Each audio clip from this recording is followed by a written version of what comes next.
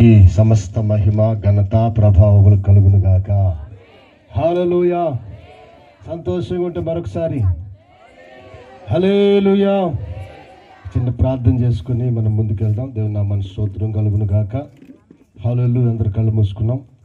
శక్తి చేత బలము చేత కాకుండా ప్రభా కేవలము నీ కృపను బట్టి మొదటి దినాన అద్భుతకరంగా ఆశ్చర్యకరంగా మీ సేవకులు నిలబెట్టి ఈ ప్రాంతంలో మీరు మాట్లాడిన విధానాన్ని బట్టి స్తోత్రాలు చెల్లిస్తూ ఈ రెండవ రాత్రి ప్రభా మొట్టమొదటిగా నిలబడుతున్న నేను అల్పుడును అయోగ్యుడును బలహీనును తండ్రి, మీ బలాన్ని మాకు అనుగ్రహింపు దయచేసి ఈ ప్రాంతాన్ని దీవెనకరంగా వచ్చిన ప్రజలకు ఆశీర్వాదకరంగా కొన్ని మాటలు ప్రభా తండ్రి మీరు మా నోటి అందించి ప్రతి ఒక్కరిని బలపరిచి స్థిరపరిచి మీ రాకడకు సిద్ధపరచండి.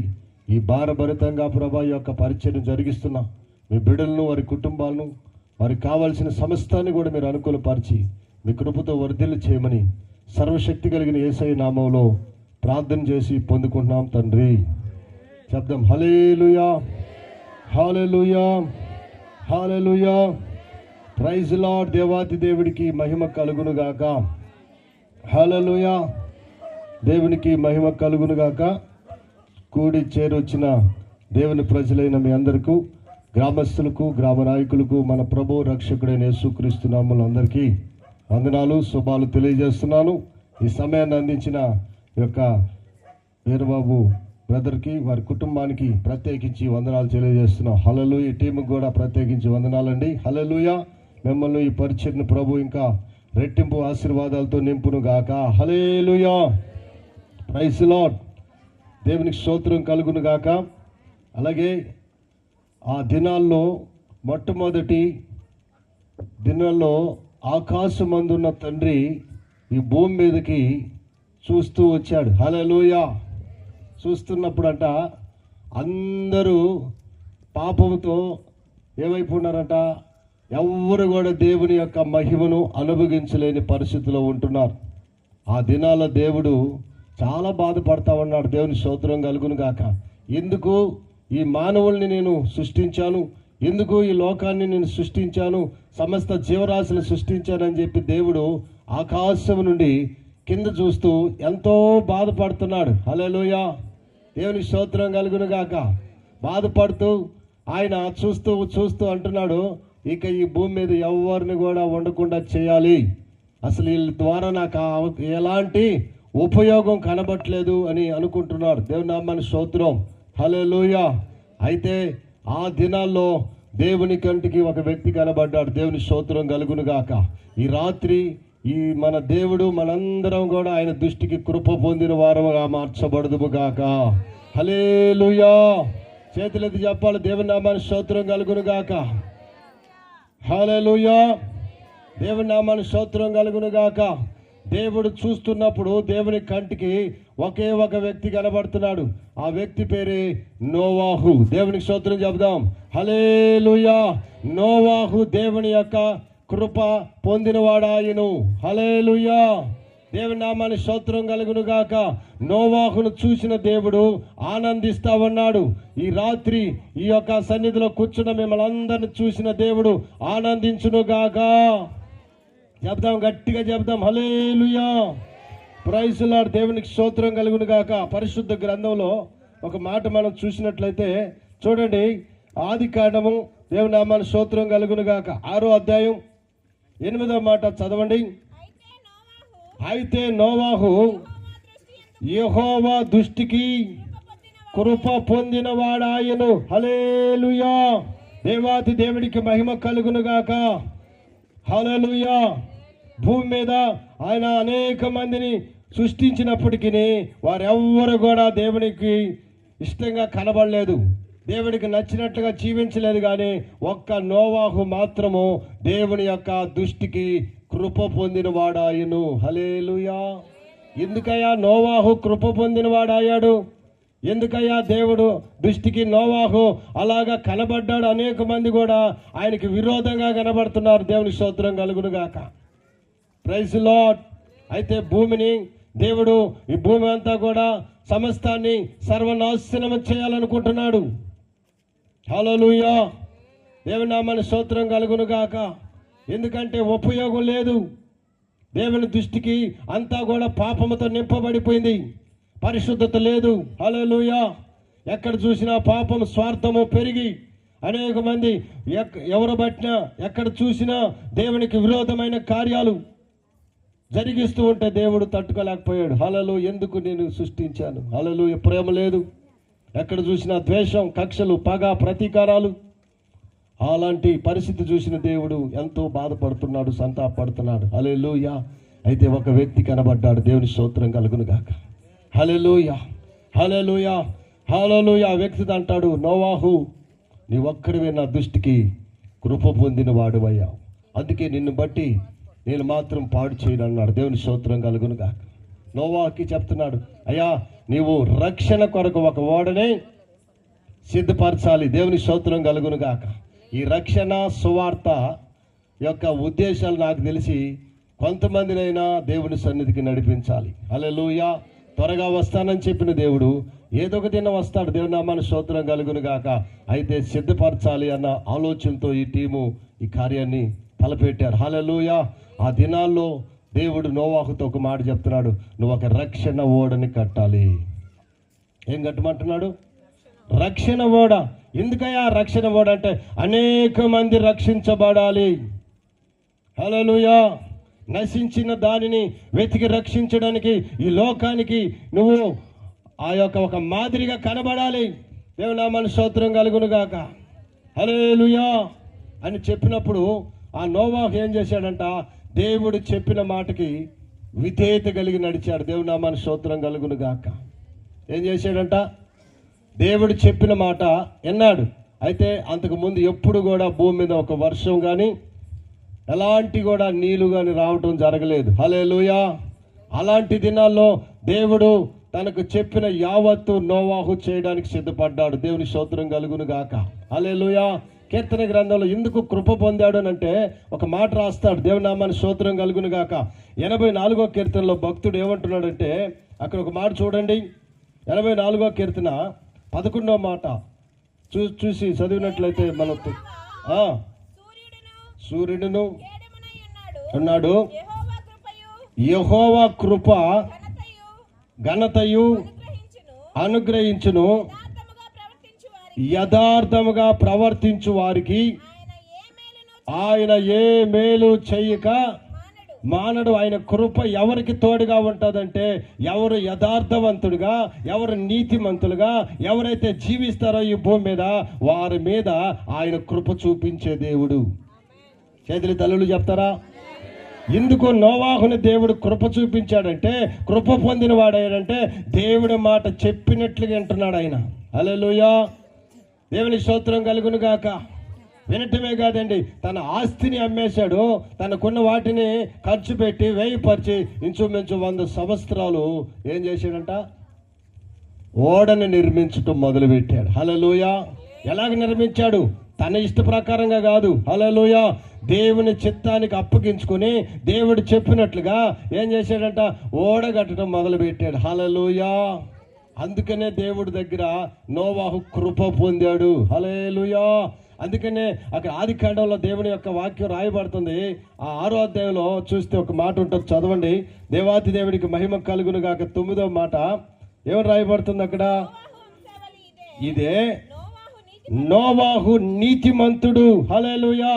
నోవాహుని గురించి కొన్ని మాటలు అక్కడ 3 మాటలు ఉన్నాయి. దేవుని స్తోత్రం కలుగును గాక. నాకు ఇచ్చిన సమయానికంటే ముందుగానే ముగిస్తాను. హల్లెలూయా. ఎందుకంటే మనకు ముఖ్యంగా సమయాన్ని మనం ఉపయోగించుకోవాలి. హల్లెలూయా. సద్వినియోగపరచుకోవటం మంచిది. అందుకే ఉన్న మాటలు ఏం పరిచయం చేసుకోలేదు. హల్లెలూయా. వాళ్ళు నా గురించి ఇంక చెప్పడం ఇంకొకరు చెప్పడం అని చెప్తే సమయం సరిపోద్ది. హల్లెలూయా. అందుకే సరాసరిగా దేవుని వాక్యంలోకి వచ్చాం. ఇక్కడ రాయబడుతుంది మాట ఏంటంటే నోవాహు నీతిమంతుడు. దేవుని స్తోత్రం కలుగును గాక. హల్లెలూయా. నోవాహు కృప పొందడానికి కారణం, మొట్టమొదటి కారణం ఏంటంటే నీతిమంతుడుగా కనబడ్డాడు దేవుని దృష్టికి. హల్లెలూయా. నీతిమంతుడు. హల్లెలూయా. నీతి అంటే ఏందో తెలుసా? దేవుని నామానికి స్తోత్రం కలుగును గాక.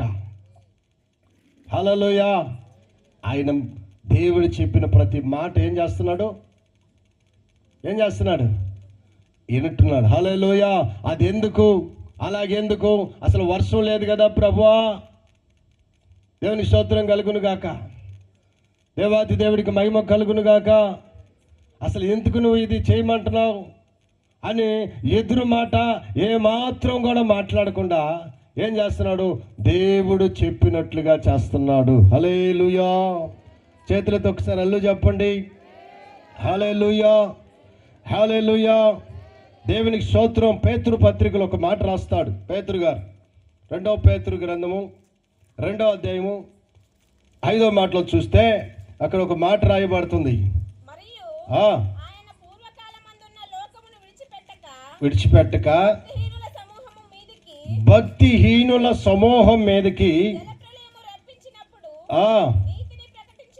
దేవునికి స్తోత్రం కలుగునుగాక. ఎందుకు నీతిమంతుడయ్యాడంటే దేవుని వాక్యాన్ని ప్రకటిస్తున్నాడు. గట్టిగా చప్పలు కొట్టాలి. దేవుని నామానికి స్తోత్రం కలుగునుగాక.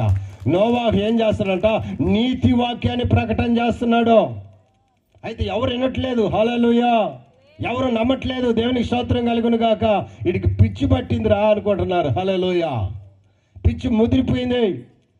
అందుకే నడి రోడ్డు మీద ఏం కడుతున్నాడు, ఓడ కడుతున్నాడు.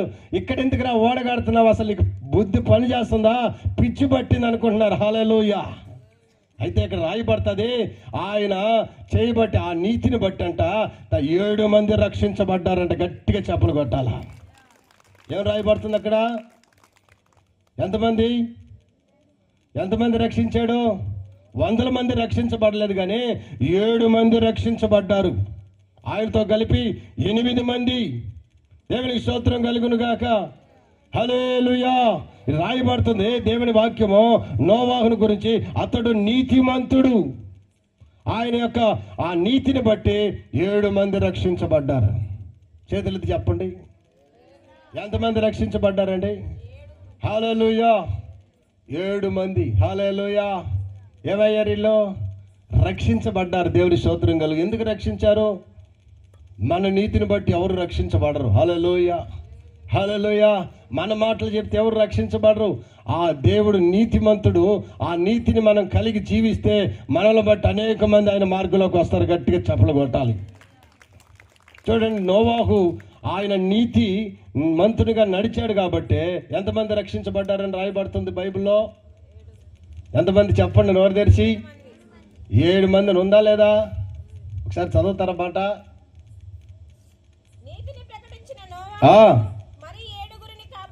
7 మందిని కాపాడాడంట. ఈ బాధలు, ఈ తపనలు ఇవన్నీ ఎందుకు అనుకుంటున్నారు? హల్లెలూయా. రాబోతున్న ఉగ్రతని, హల్లెలూయా, దాని నుండి ఒక్కరినన్నా తప్పిస్తామన్న ఆలోచనతో ఈరోజు అనేక మంది సేవకులు బాధపడి కష్టపడి ఉన్నా లేకపోయినా దేవుని స్తోత్రం కలుగును గాక ఇలాంటి కార్యక్రమాల ద్వారా రక్షణలోకి తీసుకురావాలని చాలామంది బాధపడుతున్నారు. దేవుని స్తోత్రం కలుగును గాక. నోవాహు పడిన బాధ 7 మంది రక్షించబడ్డారు. దేవుని స్తోత్రం కలుగును గాక. రెండవదిగా ఆయన ఎలాంటి వ్యక్తిని రాయబడుతుందంటే అదే 9వ మాటలో చూస్తే చదవండమ్మా. ఆదికాండం 6:9. రెండవది నిందారహితుడిగా ఉన్నాడు. దేవుని స్తోత్రం కలుగును గాక. నోవాహు ఎట్టున్నాడంట? నింద లేని వ్యక్తిగా ఉన్నాడు. హల్లెలూయా. దేవునికి స్తోత్రం కలుగును గాక. ఎటువంటి నిందలు లేని వ్యక్తిగా దేవుని దృష్టికి అలాగే ఆయన కనబడుతూ ఉన్నాడంట. దేవుని నామానికి స్తోత్రం కలుగును గాక. మచ్చ లేకుండా. దేవుని వాక్యం అంటుంది, దేవునికి ఇచ్చే అర్పణ ఎలాగుండాలంటే మచ్చ ఉండకూడదు, డాగ్ ఉండకూడదు, పరిశుద్ధంగా ఉండాలి. దేవుని స్తోత్రం కలుగును గాక. అయితే నోవాహు దేవుడి దృష్టికి చూస్తుంటే నిందారహితుడిగా కనబడతా ఉన్నాడంట. హల్లెలూయా, హల్లెలూయా, హల్లెలూయా. అని రాయబడుతుంది 7వ అధ్యాయంలో మొదటి మాట చూస్తే ఒక మాట ఉంటుంది అక్కడ. చదువుతారా? ఈ తరము వారిలో. అబ్బా, ఎంత మాట అండి. ప్రభు చెప్తున్నాడు, అయ్యా ఈ తరములో ఏరి నేను చూశాను, ఎవరు నా కంటికి నీతిమంతుడిగా కనబడలేదయ్యా, నీ ఒక్కడవి నాకు నీతిమంతుడు కనబడ్డావు. దేవుని స్తోత్రం కలుగును గాక. నిన్ను బట్టి, హల్లెలూయా, నిన్ను బట్టి నేను ఆ యొక్క ప్రవాహాన్ని రాకుండా నీ కోసం నేను ఒక ఓడని సిద్ధపరుస్తాను. హల్లెలూయా. దాని కొలతలు, దాని యొక్క పొడుగు, ఎడల్పులు అన్నీ కూడా చెప్తుంటే అన్ని మాటలు ఏం చేస్తున్నాడంట, విని ఆయన ప్రకారంగా నడుస్తున్నాడంట. దేవుని స్తోత్రం కలుగును గాక. ఎవరు? నోవాహు. దేవుడు చెప్పినట్లుగా జరిగిస్తున్నాడు కనుకనే దేవుని యొక్క కృప ఎవరి మీద ఉందంట? నోవాహు మీద ఉంది. గట్టిగా చెప్పలు కొట్టాల. దేవుని స్తోత్రం కలుగును గాక. ఆయన ఆలోచన ఆయన ఇస్తుంటే ఆ ఆలోచన చొప్పున నడుస్తున్నాడు. తనకున్న కష్టార్జితాన్ని, తనకున్న సంపదని ఖర్చు పెట్టి అనేక మందికి జీతాలు ఇచ్చి ఆ ఓడను కట్టేదానికి పెట్టుకున్నాడు పనివారుగా. హల్లెలూయా. చాలా మంది పనికి వస్తున్నారు. ఆ యొక్క డబ్బులు తీసుకుని పోయి వాళ్ళు దాచిపెట్టుకుని పొలాలు కొంటున్నారు, ఇల్లు కట్టుకుంటున్నారు, పెళ్లిళ్ళు చేసుకున్నారు. రకరకాలుగా వాళ్ళు చేసుకుంటే ఈయనైతే ఇంట్లో ఉన్నంతా కూడా తీసుకొచ్చి వాళ్ళకి పంపిస్తూ పెడతా ఉన్నాడు. హల్లెలూయా. దేవునికి స్తోత్రం కలుగును గాక. అంతా వాళ్ళకి ఇచ్చి ఏం చేస్తున్నాడో తెలుసా? దేవుడు చెప్పినట్లుగా కొలతల ప్రకారంగా ఓడను కట్టడం మొదలుపెట్టాడండి. హల్లెలూయా. ఈ రాత్రి దేవుని మాట ప్రకారంగా నడుస్తూ, దేవునికి అనుకూలంగా జరిగిస్తూ, మనకున్న కష్టార్జితాన్ని వేయపరుస్తుంటే ఇక్కడ ఎంత ఖర్చు పెడతామో పరలోక రాజ్యంలో మరొకంతా కూడా దాన్ని మన ప్రభు దగ్గర పొందుకుంటాం. గట్టిగా చెప్పలు కొట్టాలి. హల్లెలూయా.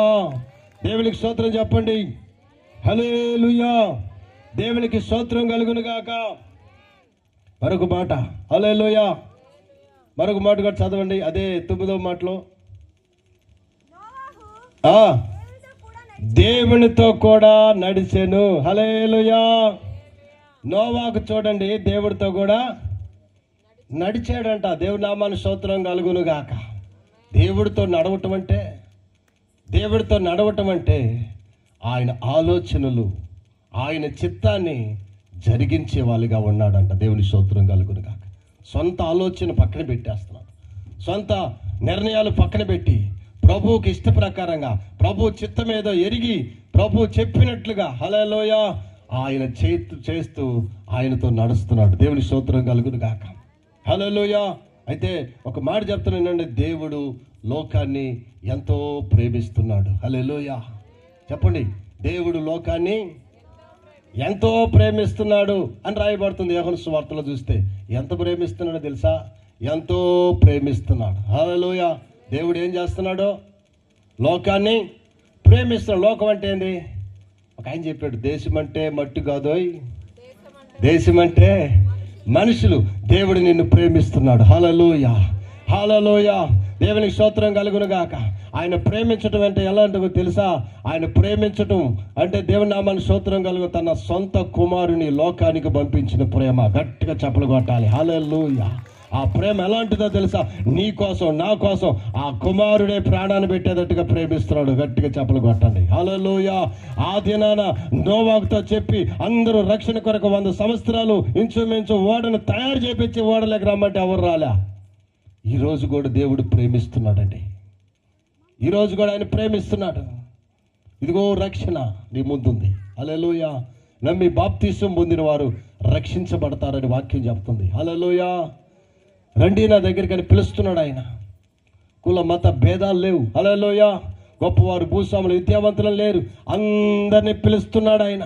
వాక్యం రాయబడుతుంది, యేసుక్రీస్తు ప్రభువారు అందరికీ ప్రభు అయి ఉన్నాడు. హల్లెలూయా. ఒకప్పుడు మేము కూడా లోకంలో కలిసిపోయి, లోకంలో సహవాసం చేస్తూ అనేక విధాలుగా పాపపు ఊపిలో పడిపోయి లేలేక పడుకొని అక్కడే జారిపోతూ ఉన్న స్థితిలో ప్రభువు మమ్మల్ని పిలిచాడు. ఆయన మమ్మల్ని రక్షించాడు. ఈరోజు ఆయన సన్నిధిలో నిలబెట్టాడు. ఆ నిలబెట్టిన ప్రభువుని ఈరోజు మేము ప్రకటిస్తున్నాం అంతే. దేవుని స్తోత్రం కలుగును గాక. ఆయన ప్రేమించాడు కనుకే ఈరోజు మేము నిలబడి ఉన్నాం.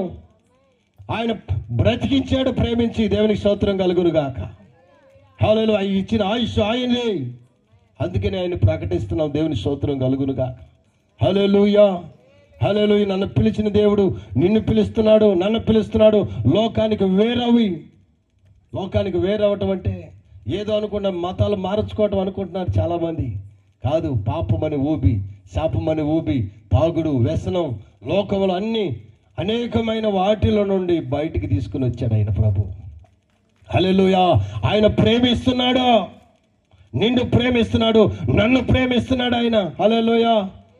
ఎందుకంటే లోకంలో ఉన్నవి నేత్రాశ, శరీరాశ, జీవపడము ఇవన్నీ గతించిపోతాయి ఒకరోజు.